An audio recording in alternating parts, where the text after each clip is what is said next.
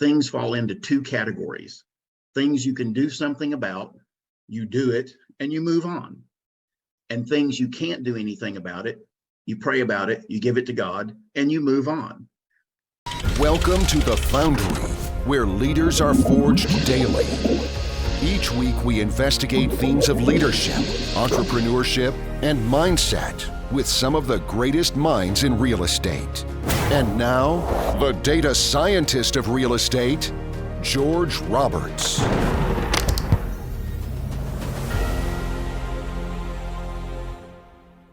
Welcome back, investors. In the first half of this exciting interview with Sean Griffith, we talked about passive investing, asset management, and transitioning to active real estate investing. The second half of this interview, we'll talk about learning from mistakes, writing your first real estate book, and technology. Thanks for tuning in. Yeah, good stuff. And that's the market near the age. It's not just about covering every billboard and every silver screen. Nowadays, marketing means putting out some value.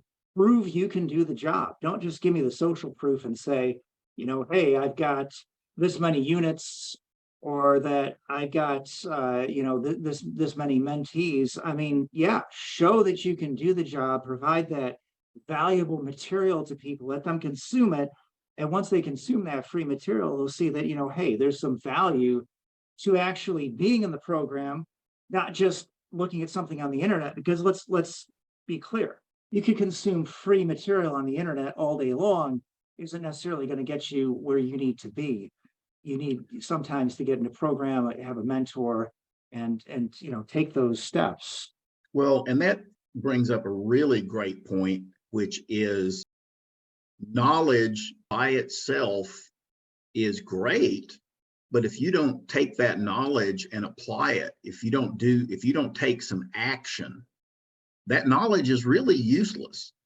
I mean, you could know everything in the world there is to know about data science, but if you don't apply that to some data and interpret that and give somebody a meaningful result, all that knowledge is wasted. Yeah, love it. I'm so glad you brought up data science there, because firsthand experience, I've seen people have very different career trajectories. Some people, they know everything about machine learning. They can tell you everything about neural networks going back to the 1960s. And then there are other people that may not be as intellectual, or maybe don't have an advanced degree in data science or mathematics, but they build useful models, right? As they say, all models are wrong, some models are useful. And one of my favorite quotes from data science, we have all these amazingly complex machine learning tools these days. We've got artificial intelligence. We have ChatGPT that can practically write a book for you. I have reasons why you might not want to do that in a moment, but we'll talk about that later. But these things are so powerful. But then when you ask people in the field and say, what techniques are you actually using? Usually they'll sheepishly say something like, well, 90% of the time we just use regression. Yeah. It really does. And that kind of, to segue back into real estate and multifamily, you and I both know that, regression is kind of one of the basic staples in data analysis. Getting back to your basics in, property management, property acquisition, the basics are the same. And you've got to learn, and you've got to pay attention to those basics. And it doesn't matter whether it's property acquisition and you're analyzing a property, trying to figure out, well, gee, how much can I, effectively offer for this property and still be able to make a profit on the back end and still be able to cash flow and everything else. It all comes down to basics. Right. There's no substitute for knowing your fundamentals cold, like the back of your hand, like you said, bread and butter. I think you've always got to be learning. You got to be reaching for the advanced material. You got to find out what's new, keep up with your field. But you'll never find a substitute for fully understanding the bread and butter in your fields. Whether that's regression, if you are out making predictions in the world, or whether it's, like you said, property management, you got to just fully understand, what is the function of this role? How do I make the most of it? What's my role? How do we all work together? Yeah, major insights there. Well, let's see. A couple of things I'd like to do. I do want to ask you about writing books. Before we do, we talked about mistakes, and I feel like maybe there's a little bit more to be said about this. So again, you built yourself a long runway, and I want to say I think that's absolutely the way you do want to do it. What are some of the missteps you've encountered along the way, and what did you learn from overcoming those hurdles? Yeah, so one of the things we learned while we were passive investors is just because you know the person that's inviting you into the deal and you've done a deal with them in the past, don't assume that the entire team is going to be like they are. Get to know the entire team. Don't assume that they're all on the same page and they all have the same business plan, because we got into a deal. There were 5 different partners, and there were 5 different ideas on how the property was to be run. There was not a designated asset manager. So all 5 of them were trying to tell the property management what to do. Property management fell to the lowest level required by their contract, which is not enough to make a property operate well at all. And the occupancy started dropping, and we went into this deal. They had promised us, like a 9% cash flow. Obviously, this was a little while ago, and they promised that they were going to double our money or more. And they ended up selling it after about 2.5 years because it never cash flowed. We never got any cash flow out of it. And we got, I think, like 28%. So roughly about a 13 or 14% annual return, which is not bad, but it's nowhere near the 100% growth that they promised us. And it was just, I think the biggest thing I learned from that is vet the entire sponsor team, get to know the entire sponsor team. Don't just, it's like I tell my investors, just because you know me, and I'll tell you, I've done the due diligence on the partners I get in business with, but don't assume that I've done a good job. You should get to know them. You should talk to them. If you're in the neighborhood, you should meet them, have coffee with them. Look in their eye when you're talking to them about the deal, so that you get a feel for how they are and how they operate. What kind of person are they? Yeah. Outstanding points. I mean, you want to know the depth of the roster. So don't just look at the superstar player, and how long has the team worked together? I think that's another important thing. It is sad when a team does not work well together. It's really very difficult. I mean, to use, I think, was it Plato that came up with the ship of fools analogy. It's better that the ship have one captain than that they necessarily have the best captain, because if we're all grabbing for the captain's wheel, we aren't going anywhere. No, and that's one of the things that I learned is I always ask, who is the designated asset manager? Who has the last say on how that property is operated? If property management has a question, or if I as an investor have a question on the operation of the property, who is the person to go to? I don't want to have a vote by committee.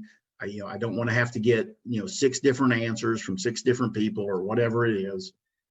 I want to know who's the asset manager. Now, also, in the spirit of having succession planning, you want to have who's your backup, right? You never have just one, but you want to have somebody that's their role. They're the asset manager, and you have a backup. Yeah, I love it. If the team at least knows how they're going to work together, that helps. And I think with that, let's take a pivot. I'm glad you mentioned our conference. It was a great conference. We had an outstanding presentation from Chandler Bolt about writing a book. Yes. And before I ask you about your book and how that's going, I'll share a quick story about why I don't think you should use ChatGPT to write your book. Not that that's something you're doing, but it's something I see people are doing in this business. So I went out and I was looking at syndication fees yesterday.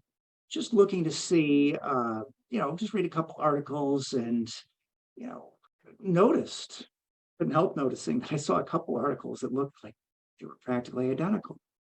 I don't think anybody just went and copied someone else's website. My guess is that when somebody asked, somebody might have asked ChatGPT, hey, what sort of fees do syndicators charge? That, I mean, it only promises to give you an answer, right? Doesn't promise to give you a unique answer, right? Doesn't promise that the words are going to be unique or in any way individual. And my guess is that somebody inadvertently copied through artificial intelligence. So yeah, that's going to be one of the challenges, going forward with tools like ChatGPT is, if there's a whole host of thoughts going through my head right now on, should ChatGPT be listed as a co-author? Should ChatGPT be listed as a reference? So again, and it's funny that you say that, because I've actually been using ChatGPT for my book, not to write it, but to discuss ideas and kind of flesh out the ideas to go, is there anything else related to this topic? So are there any good literary references? Are there any good quotes around this topic? So there's a lot of things that you can use it for to help speed up your research. But I agree 100%, you don't want ChatGPT to write your book for you. I love it. Look at this, two technologists talking about technology. I think we may be going down a rabbit hole, but We could. yeah, I love it. And, I think that perhaps AI can solve the problems that AI created. I know that YouTube does a pretty decent check before you put your video up to see if there's any copyrighted material. And I'm sure that they're good at catching Taylor Swift songs that you have playing in the background, but there's a lot of things I'm sure they miss. So yeah, that'll probably be something that we have to do in the future. Make sure that entire sections of your book didn't come straight out of someone else's book. Yes. All right. Well, anyway, so let's get right down to it. Now, I'm writing my book too. I've been doing it for like 2 years, but I've gotten a lot of people encouraging me recently, including Jerome Lewis, who's really got me to say, look, I've got to get this thing out there. But I want to hear about your book. So tell us, what book are you writing and how far are you? So I literally got started at the weekend there with Chandler. And so I signed on to his program to, for his coaching and to really, kind of kickstart the book. So I've been writing the book for a little over a week. I'm at the stage where I have a mind map down and I'm starting to work on a good solid table of contents and working on an introduction. The book marries two of my passions, real estate. And if you can tell by my background here, you've got, we like to travel. I noticed that. So travel is one of our things. So we're going to be talking in the book about, what is real estate syndication, real estate investing, and how can you use that to, over time, help you to either travel more often or travel at a higher class. So if you've been traveling economy, maybe you want to upgrade to economy plus. If you've been in economy plus, maybe you want to go to business class. And all it takes is money, right? If you need to travel more, well, it just takes money, because now you can't leave because, well, I have to mow the grass. Well, you pay somebody, you hire somebody to mow the grass. So a lot of these things can be, a lot of the excuses that people have to not travel or not travel more often can be overcome. You're having some increased income. Yeah, I love it. And so if you notice me looking down, I was trying to recreate my mind map. I wish I was at my other desk. I'd be able to pick it up, but I noticed you had a very clean mind map going. Let's see if I can get the computer to show this. Now, you're not going to be able to read all that, but I just briefly recreated mind map for a book that I'm writing, Investing in Real Estate with Confidence. And I want to say it's an extraordinarily powerful technique. The idea of just getting on the page, just putting some bubbles out there and saying, hey, this is my unique selling proposition. I mean, you love to travel. you're an expert in real estate, and you're showing people how to find that very specific freedom in a very relatable way. And when you get those stories out there, like, hey, I have to tell this story about, look, hey, if you want to buy real estate with confidence, you got to understand the math behind real estate, right? Well, Mhm. guess what?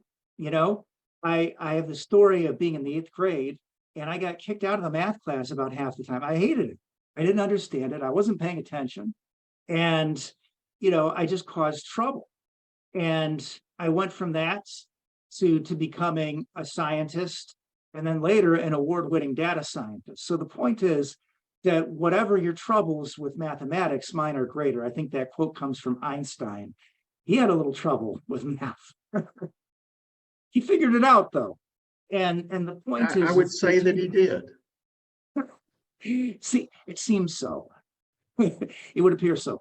But the idea is just realizing that you know more about your topic than you think you do. You have more relatable stories Mhm. than you realize. And when you get there to the I'll say the typewriter, I'm dating myself. Nobody does that anymore. And you just try to bang it out, right? You are really skipping a lot of the creative process. That mind map is very valuable. So yeah, Mhm. that was an awesome thing. And I saw your mind map, like I said, very clear. So yeah, people with great handwriting are almost always very clear thinkers. Hmm. So sometimes you have messy handwriting people that are clear thinkers, but it's almost always the case that yeah.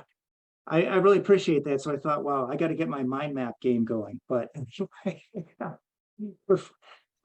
great to hear that that's on the way. And I know that a week of writing, most people, that sounds like that's probably not much at all. But I know that if you're doing it in the right way, I've written about 58 pages of my book, but I wrote 35 of them probably over 3 to 5 nights. Because when you are in the right state of mind, the book almost writes itself.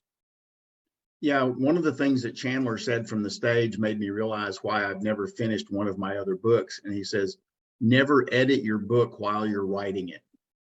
Yeah. Sage advice. Well, I realized, look, I think I've been having too much fun because we're coming up to the top of the hour again, and Oh, we wow, haven't yeah. started our rapid fire round. So what do you say, Sean? Are you up to it? We got the 7 coming here. Shoot me. All right, coming at you live here.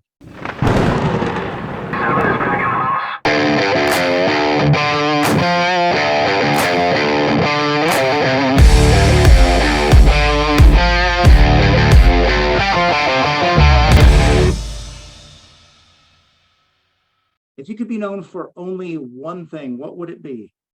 I would say, if you want it in one word, integrity. If you want to spread it out, doing what I say I'm going to do. What's the greatest lesson in leadership you have learned as an entrepreneur? It's never as easy as you think it's going to be going in, but you can solve any of the problems with enough persistence.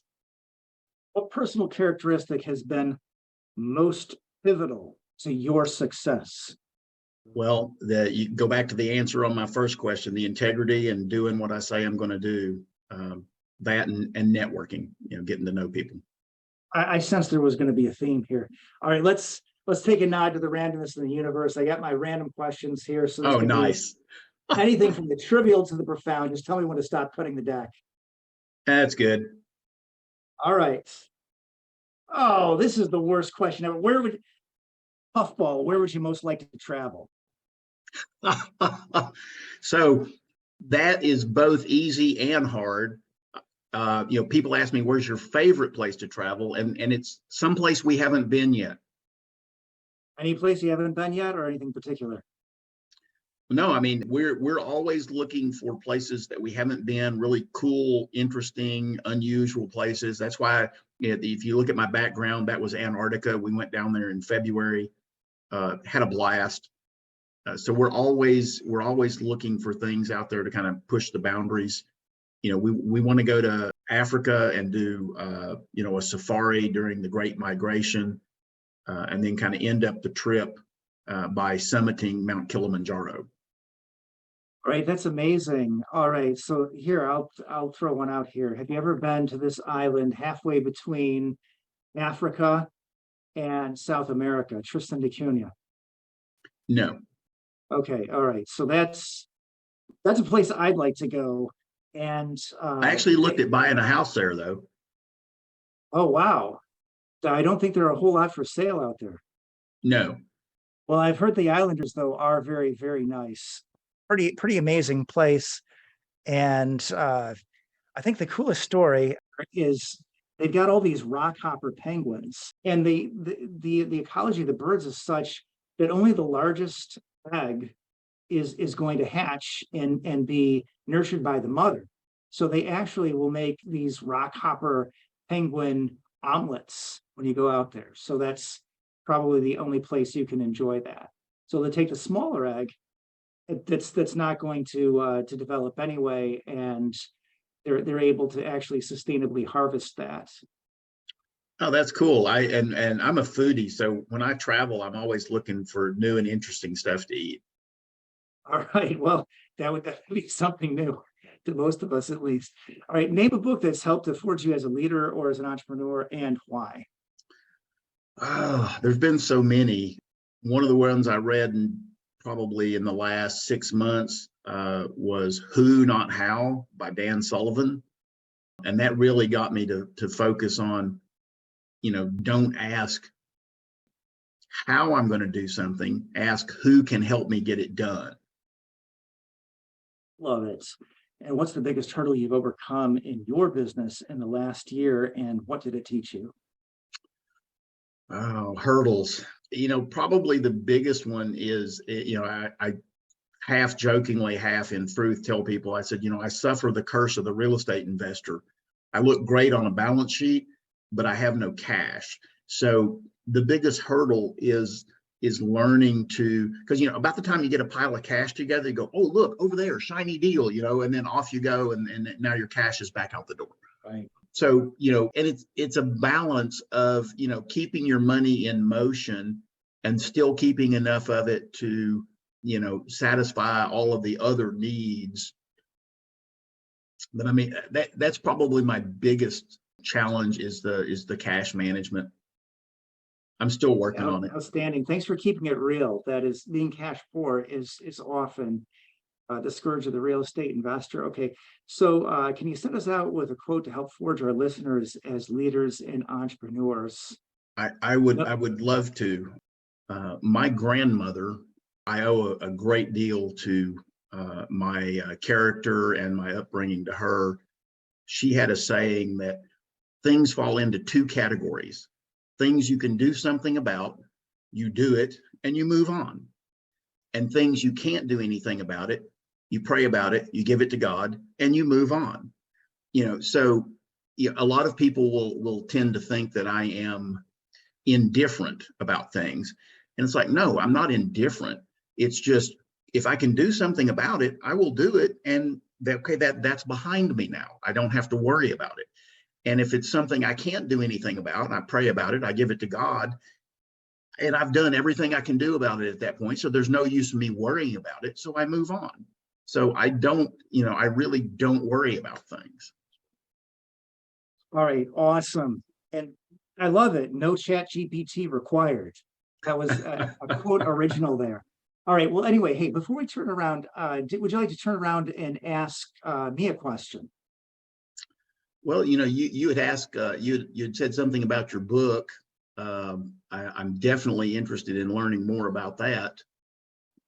And I guess one of the other things might be, what prompted you to start podcasting?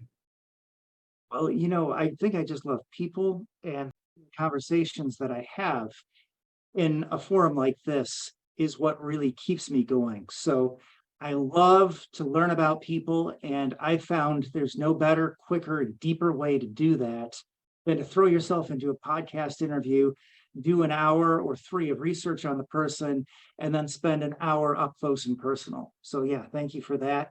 And then I just want to make sure that we have an opportunity to reach out to you. So if our audience wants to reach Shawn Griffith, what is the best way to do that? They can go to our website. It's twtmultifamily.com. And there's a book a call button on there that'll take you right to my calendar. All right. Awesome interview. Thank you so much for your time, Sean. George, really appreciate you. Looking forward to hearing how we come out in the real world here with after the editing and whatnot. And really excited to hopefully provide some value to your listeners. And that you did. Thank you so much, Sean.